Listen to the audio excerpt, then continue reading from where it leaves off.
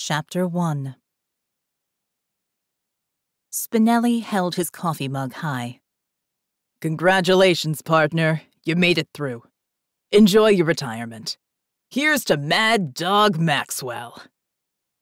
Shouts of congratulations ripped through the downtown Milwaukee precinct as the detectives toasted Maxwell with their coffee and donuts in hand. Spinelli watched Mad Dog smile and nod at everyone as he carried a cardboard box stuffed with a career's worth of personal belongings out the door for the last time.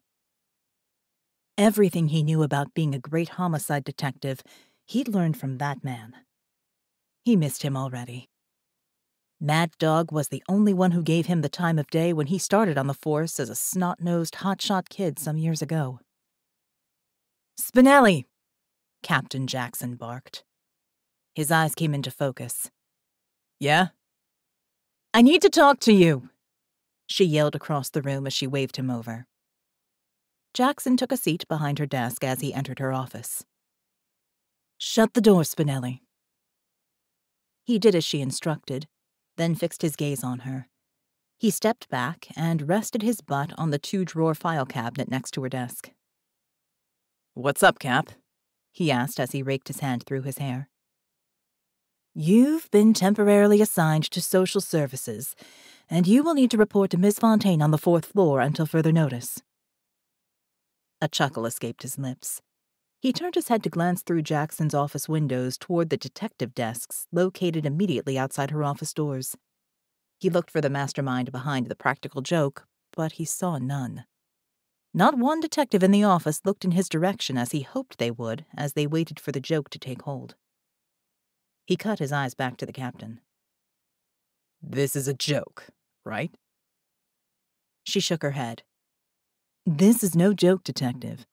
Until further notice, you've been assigned to social services.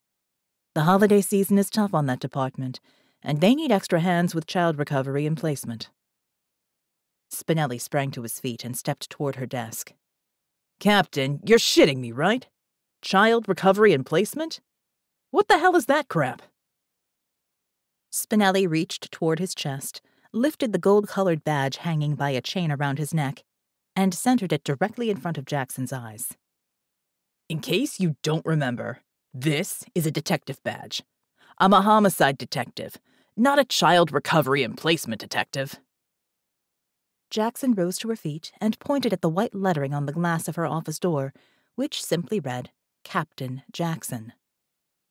"In case you don't remember, detective, I'm Captain Jackson.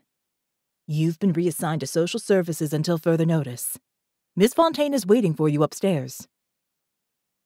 Spinelli stared at the captain for a moment, his mind racing for a reasonable excuse as to why he shouldn't be reassigned. But my clearance record, it's impeccable. Shouldn't that mean something? And we're short-staffed down here as it is. Jackson shifted her eyes away from Spinelli, looking past him and through the glass windows of her office. She pointed toward his crime board. "That's just it, Spinelli. Your board's almost clean and the other teams are overloaded with open cases. As for staff shortages, with the mayor's budget cuts and directive to not replace retiring staff, every department is short-staffed. Additionally, you're the only detective right now without a partner. You're the logical choice to be transferred." But... Jackson raised her hand, cutting him off. "No buts. You're it. And you can still help out down here when you're not needed upstairs."